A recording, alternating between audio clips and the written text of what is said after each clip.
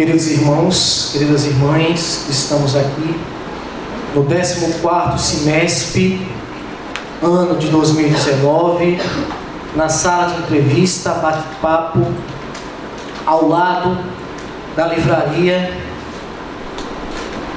fazendo um trabalho de divulgação da doutrina espírita, trazendo convidados, pessoas, um trabalho que começou ano retrasado e que possibilita uma maior interação entre as pessoas, né?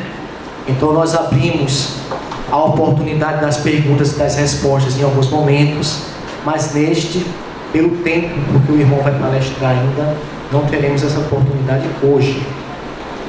Mas domingo, se o irmão tiver outra oportunidade, faremos um trabalho maior.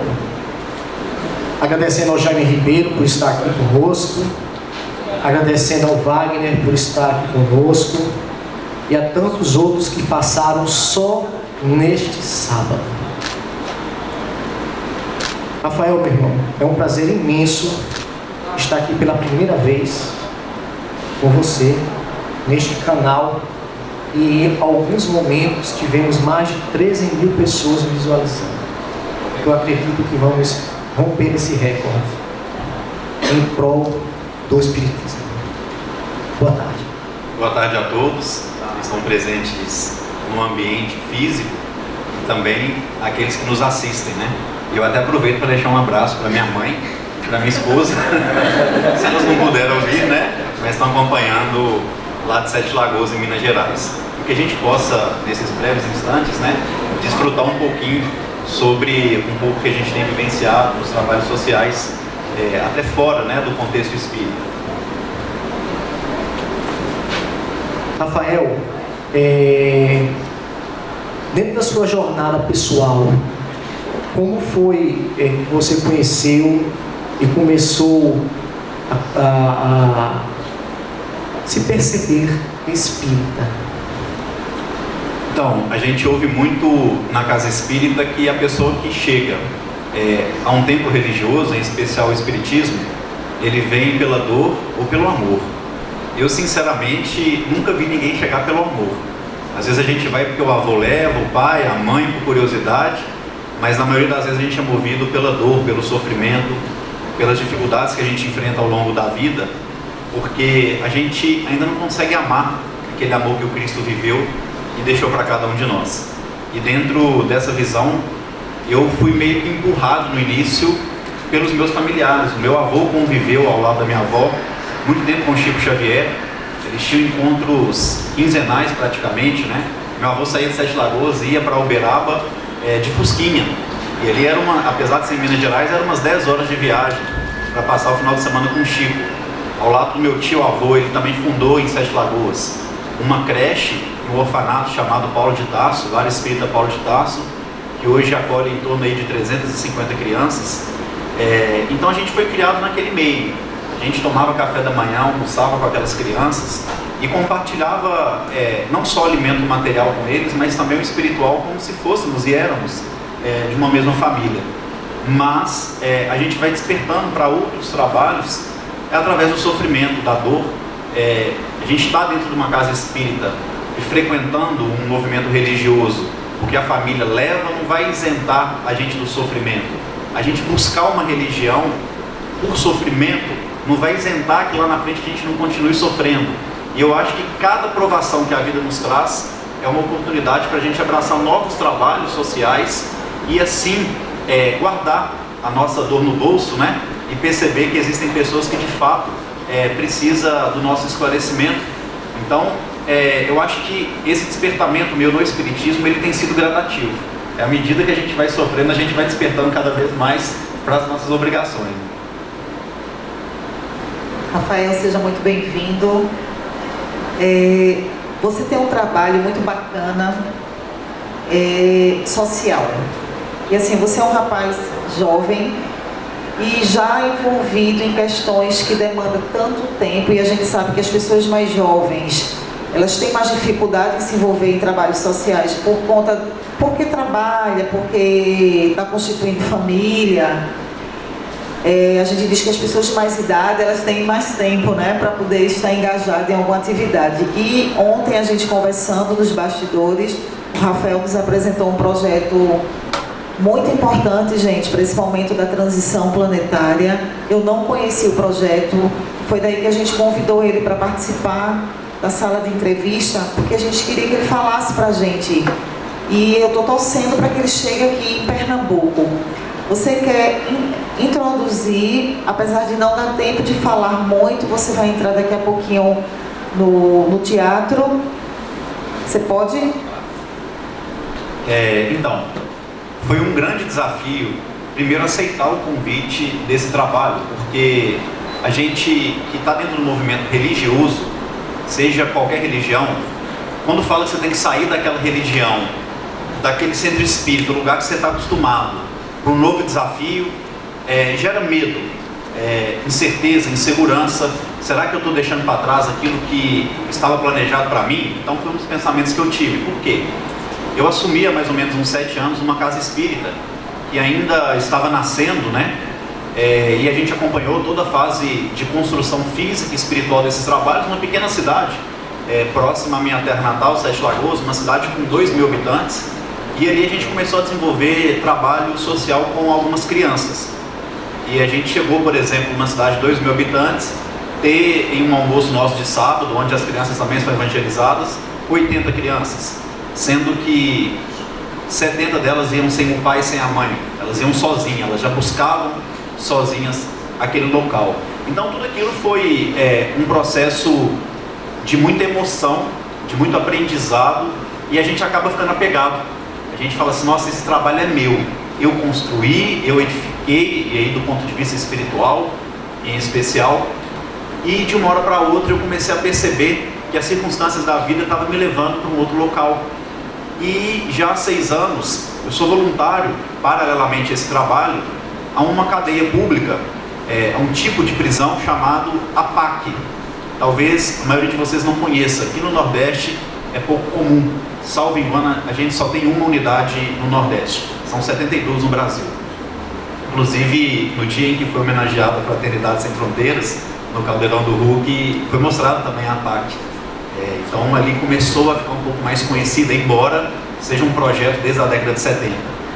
E há 6 anos eu tive a oportunidade de conhecer a APAC. Fui como estagiário de psicologia, e desde então eu passei a colaborar não só como estagiário na área da psicologia, ouvindo os presos, mas também tendo a oportunidade de fazer palestra para eles. E aquilo ali começou a me mostrar um outro lado do cristianismo, não o lado da religião, mas o lado da espiritualidade. E foi muito engraçado que logo na primeira palestra eu fui com muita dúvida, como que será o ambiente espiritual de uma cadeia? Será que eu vou conseguir falar? O que eu vou sentir? E aí a gente vai realmente com medo e sem saber o que vai acontecer, e você cai num regime fechado, onde ali está reunido 100 pessoas que cometeram crime, e você lá, sem nenhuma segurança armada. Então gera esse tipo de dúvida. E a partir do momento que você começa a falar do Evangelho, sem precisar de falar de Espiritismo, sem precisar de puxar a sardinha para o nosso lado, mas falando do Cristo, que é o que leva esperança, é o que conforta.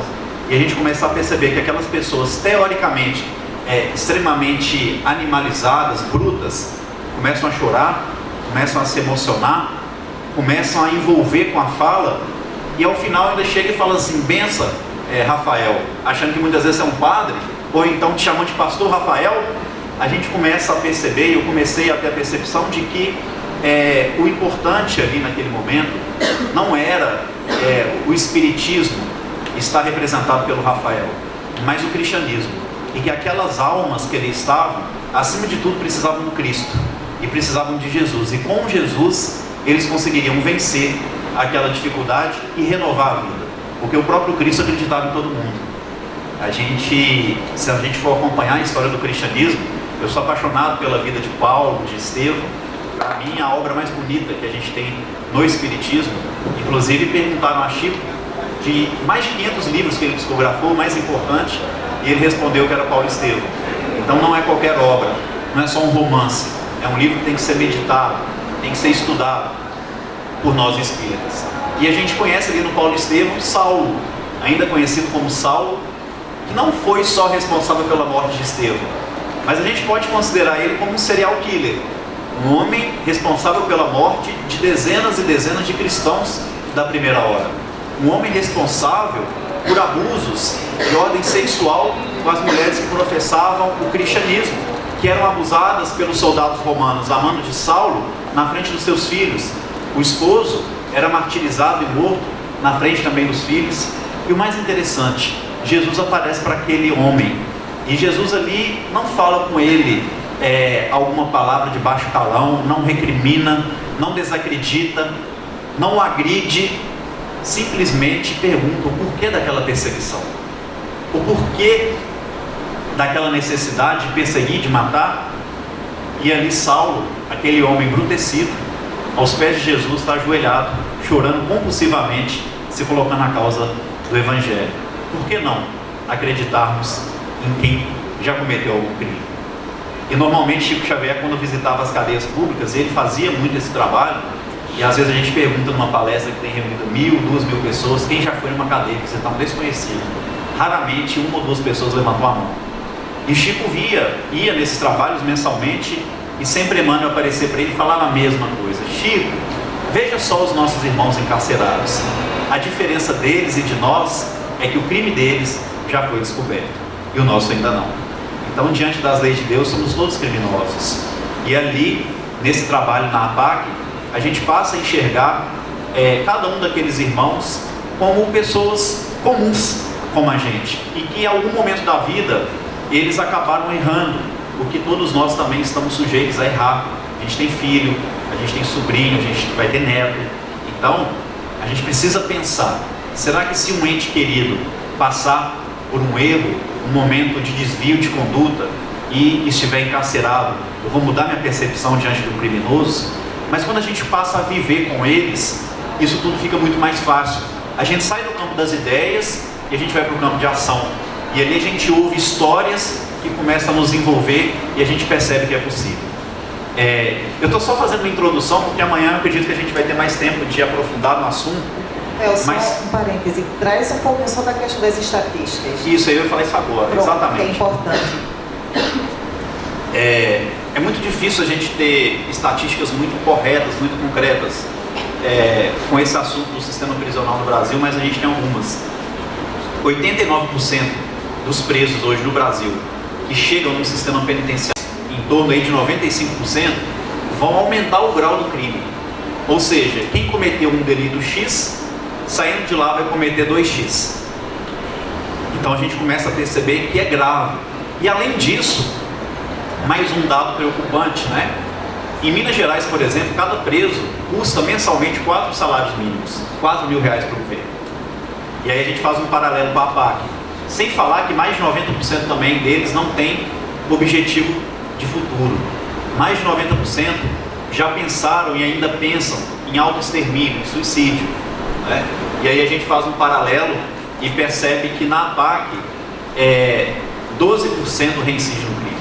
12% dos que chegam na APAC apenas reincidem no crime. E a gente tem algumas APACs que já chegaram a 2% de reincidência. E existem APACs que o preço custa menos de um salário mínimo, tem APAC que custa R$300, né? E a luta é constante para cada vez mais melhorar essas estatísticas. Praticamente 99%, para não dizer 100%, tem projeto de futuro. Eles pensam em fazer alguma coisa, em ser alguém ao sair de lá. E aí a gente fica perguntando, né? O que tem diferente nesse lugar que consegue fazer algo com menos dinheiro, mas muito mais eficaz? E aí a gente vai falar sobre isso amanhã, deixar vocês curiosos. Mas a gente adianta que de fato é um trabalho que precisa ser mais conhecido por todos nós. Vou até relatar como que a APAC ela começou. Mas, por exemplo, lá a gente não tem carcereiro, lá a gente não tem arma. Quem faz a segurança e cuida da chave da cadeia são os próprios presos, que lá a gente chama de recuperando. Quando eles chegam lá, eles não são mais chamados pelo apelido. E no mundo do crime, todos eles são conhecidos pelo apelido, são chamados pelo nome. Isso já faz uma diferença enorme. Lembram quando as nossas mães, os pais, chamavam a gente pelo nome? Doía até espinha, porque a gente sabia que tinha alguma coisa, né? Trazendo de volta a nossa personalidade, fazendo a gente refletir. E toda a entrada de APAC tem uma frase muito bonita que diz o seguinte: o criminoso fica aqui fora, aqui dentro vai entrar o homem.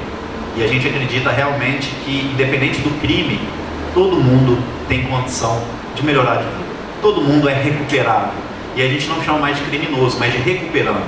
E a gente usa um termo, né, dentro da APAC, que todos nós somos recuperandos. Do ponto de vista exterior, alguns podem ter cometido crime, mas do ponto de vista interno do ser humano, todos nós somos criminosos. E aí a gente começa a perceber, de fato, a importância de um trabalho como a APAC para essa nova era, para esse processo de regeneração. Clóvis, a gente encerra com o Rafael, porque a gente precisa liberá-lo, não é isso? Obrigado. E ele volta amanhã. Nós estamos encerrando com o Rafael, crentes que nós domingo teremos melhores oportunidades. O irmão agora vai direcionar a sua palestra no Teatro Guararapes. Agradecemos demais e estamos curiosos em fazer muito mais perguntas e conhecer muito mais todo esse trabalho maravilhoso que vocês fazem. Grande abraço.